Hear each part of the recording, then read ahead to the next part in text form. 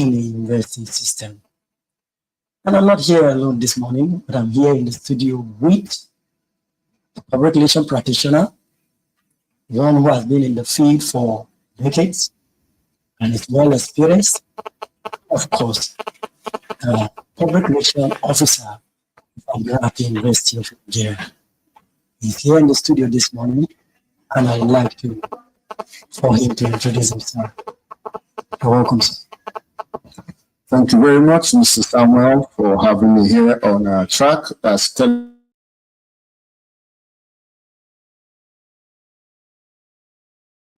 My name is Makud Alfred Mashat, ANIPR, the Public Relations Officer at Admiralty University of Nigeria. And of course, it's good to be here today to discuss on issues that border around communications, that border around information sharing, information management, as regarding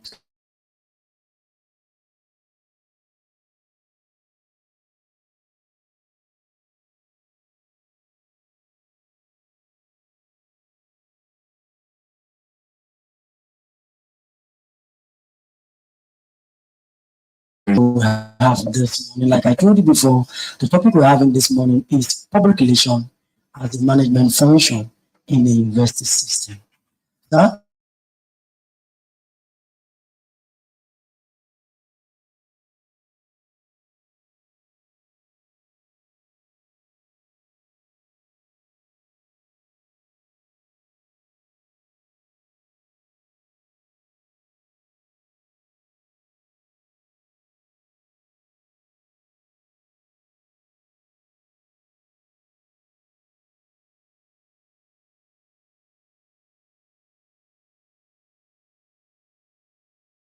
wonderful question. As a way of ritual, for the past 25 years, the public relations on the world come out on July 16 to celebrate the World Public Relations Day.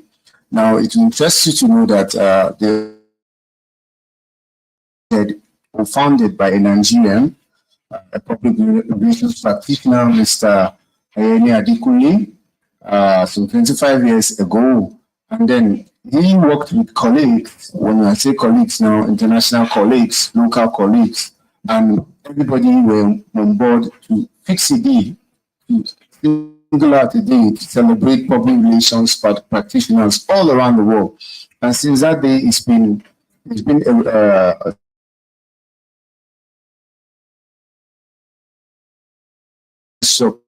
public relations. Different actors, different states come out to join their counterparts around the world to celebrate a day dedicated for image makers, dedicated for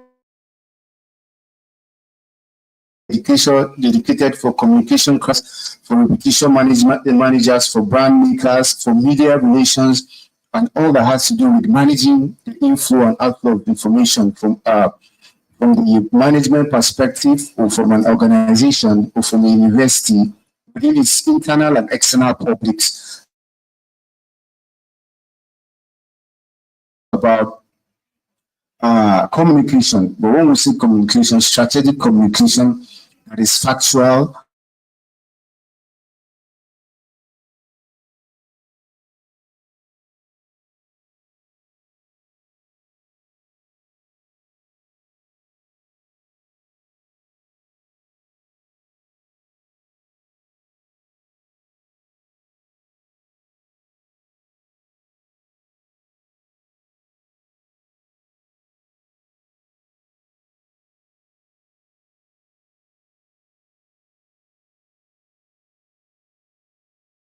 so public relations is a continuous system whereby factual information and credible information, because it's not about lies, it's not about propaganda, it's not about press releases, it's not all about talking, but it's about saying what is truthful, what is factual, to build trust of the populace over time that yes,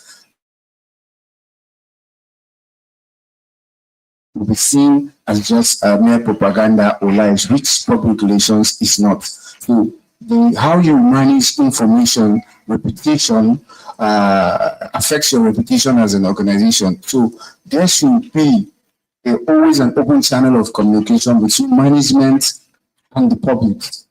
I want to see public, internal public, which has to do with internal school, staff, and then the community. Then external, we're talking about the host communities, we're talking about alumni, we're talking about stakeholders, we're talking about the educational system, the academia, and even the professionals when it comes to administration. So in a wrap, in the whole sense of it, when you put it, you just say public relations, in short, it's strategic communication that is reputation management. I think I would like to take it. So I would like to take it from here. It's a strategic communication, and I like that word you put. It's factual, correct, straight to the point communication to build the image of a university or an institution. Thank you very, very much for giving us that background to what public relation is, and of course giving us that background to why we should, as public relation practitioners, celebrate that day and celebrate ourselves. Now, having said that, like a follow-up question, what are the specific are they able to, with that directorate, build or work on achieving the goals and objectives?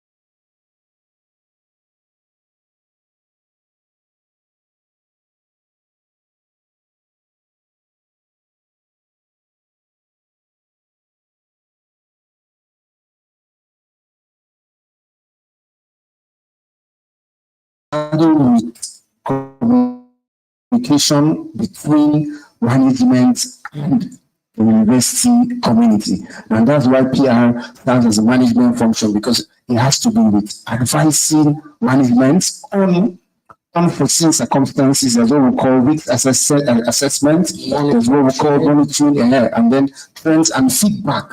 Because the management cannot succeed without feedback from the people that they are superintending over. So it's the work of the public relations officers to ensure that there is no communication gap. And it's a bit difficult in the university system, because you have the faculties, you have academics, you have non-academic. You have to find a way of targeting those communications in a way that it will appeal to the academic and to the non-academic, appeal to the different interfaculty and inter-units that you have in the university. So it has to be strategic, well-planned, and well-arranged communication and synergy between the PR unit and all aspects of the university for it to be successful. Thank you very, very much for that deep thought on what public relations stands for in a university or in an organization. Now, still on that, sir, I want to know to what extent, still on that, what a public relations officer can do for an institution. To what extent can a public relation as a directorate or as a unit build or help in managing the successes and reputation of an institution, being it a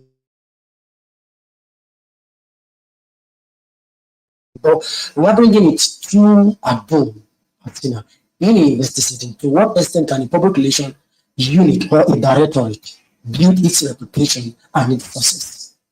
All right, thank you.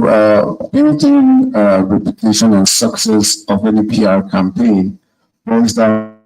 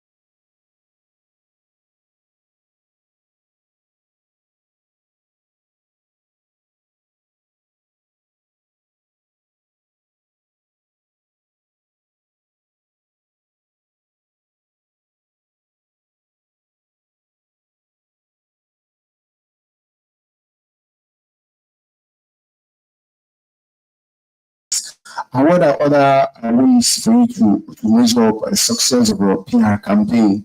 If are you checking your data analytics? Now we have you tracking your traffic on websites, on other platforms, the verified university platforms that you give. We're talking about digital, using digital now, doing surveys. Yeah. From time to time, the public relations unit is supposed to run out like a survey, a research on key areas of challenges to the university. Then from there, you now track whatever is going. Then if you are doing a campaign like we set out to do an admissions drive campaign. That is a public relation telling people why they need to make advanced university their university of first choice or choice. Then after the campaign period, we are to evaluate as public relation officers that during this campaign, like we did last 2 years, how many people got this information via social media handles? How many of them got via the radio and television handles? How many of them got via the newspapers and other word of mouth? That will inform us in evaluating our campaign and advising management better on which better ways to carry out further campaigns that will be at minimal cost to the university. So you see, that is some of the roles that public relations play in advising management on the best ways to communicate its vision, mission statement, and its overall purpose. Thank you very, very much. Now, like a follow-up question, talking about that crisis management you're talking about, relating it to the term that says he that pays the piper detests the tune. How can you bring the two together as a public relation practitioner? Yes. You were saying that you will need to report the information, but report it in a way that it will not be injurious to the organization. And while reporting, maybe for example, say a crime scene, now you have to be factual as a public relation practitioner. So how can you be able to marry the two and give a factual information while still protecting the image of the investor? Okay, in an era of citizen journalism, because now the advent of the social media, everybody now is a journalist, everybody now is a media practitioner, everybody is a blogger, everybody is a PR person. But in case of crisis communication, you have to do what we call crisis management. Like now, you see there are some videos sometime back that emanated from the hostels, girls fighting, and now that's bad PR for the university, and it's thrown out there, and everybody's sharing it, everybody's believing what they're seeing, that they're fighting, mob fighting, group fighting in the hostel. Now, you have to report that as a public relations officer. Now, that's like an example of a crisis situation. Yes. Now, how do you go about it? You need to, it's already out there, you can't control it, it's already on the media space, but you need to clear out the information. And how do you go about it? You need to go and get the factual information on what cost, the root cause of that issue. Okay. Then you now analyze it. That's after maybe there must have been a committee set up to investigate, because yes, to find out, then the public relation officer cannot write a report on what's the true situation, not what was scheduled on the social media. In social media is what you see that a lot of people just believe and start sharing without knowing the cause of that problem. Yeah. So the PR person in management crisis communication, it's not that you're going to deny the fact that it happened, but you will lead it in a way that it will not escalate bring further issues, because you have stakeholders like the parents, the guardians, the university community, and in fact the general public to respond to in such cases. So you need to state your own, to be factual, credible, and then state what exactly happened and try to find ways to put it that it will not escalate. Thank you very, very much. And it is making it very, very clear to the people that this is the reason and this is the cause for it, and this is the proactive measure, or these are the measures the school have put in place to solve such an issue from reoccurring. Thank you very, very much. Now let's go practical. Let's go practical. Now, in the case of a crisis on campus, now we are in the university setting. In the case of a crisis on campus, how do your directorate or your unit as a public relations practitioner liaise with the legal unit to stop such issues and still protecting the image and interest of the university? That's a good one. We always pray for crises not to happen, and as PR practitioners, we anticipate crises that's to happen, and then we try to advise, because like I said, after analyzing trends, ask it to advise management that this is likely to happen, and this is how we can go about it. I'm talking about the legal, working in unison with the legal department, like all the departments would do. There are cases, everything that has to do with the media that will lie on defamation of character, on slander, on libel.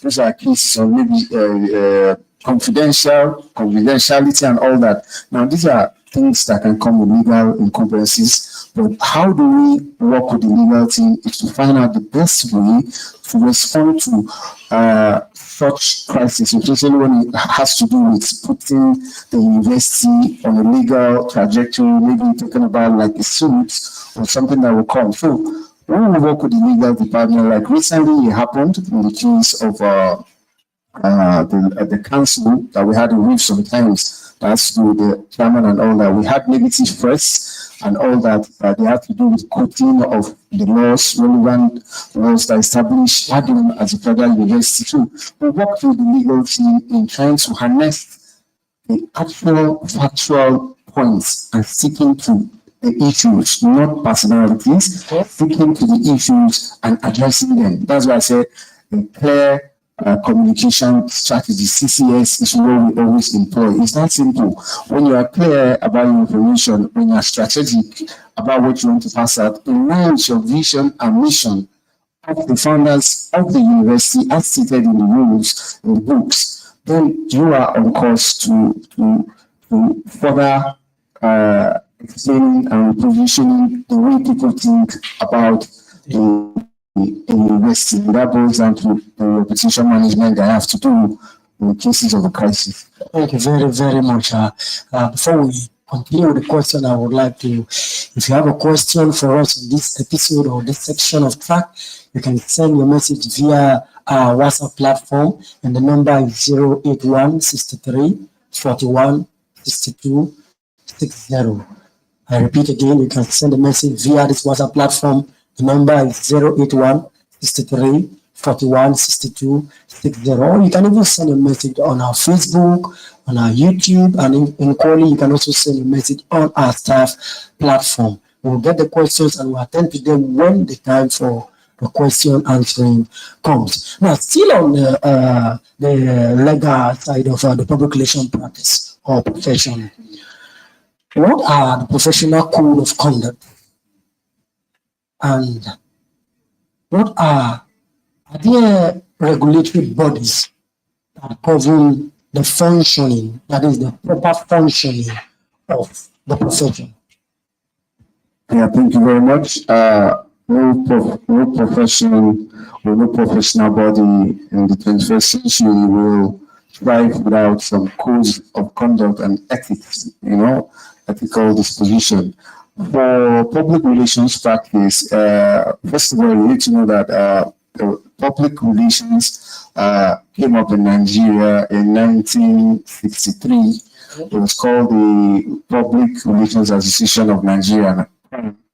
And then 1963, then 1973, it was now metamorphosed and it was changed to Nigerian Institute of Public Relations. But not until 1st June 1990 when the decree was promulgated, I think Decree 6, that later became an act of the National Assembly, which today gives the power and sole responsibility of regulating public relations activities to the Nigeria Institute of Public Relations, wherein they have membership cut across all the states of the Federation chapters. Certified member, you are not to practice anything that has to do with public relations in any organization, as they are the ones that enforce and regulate and put all the sanctions in place. Talking about code of ethics is clearly stated. You're registered as a member. You need to be professional in the discharge of your duties. That's by you to be factual, to be truthful, to be transparent,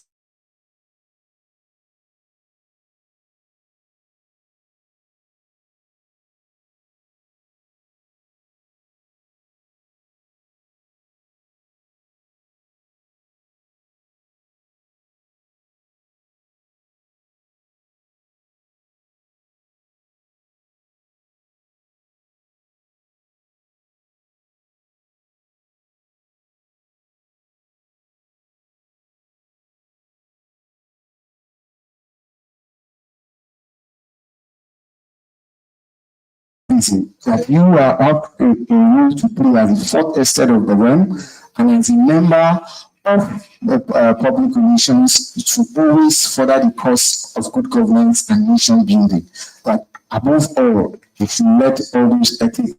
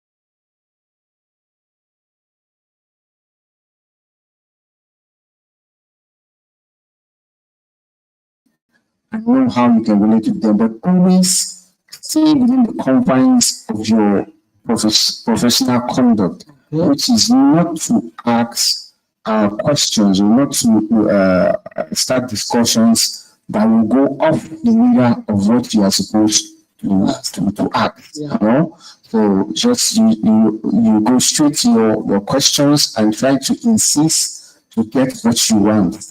Somebody might start up with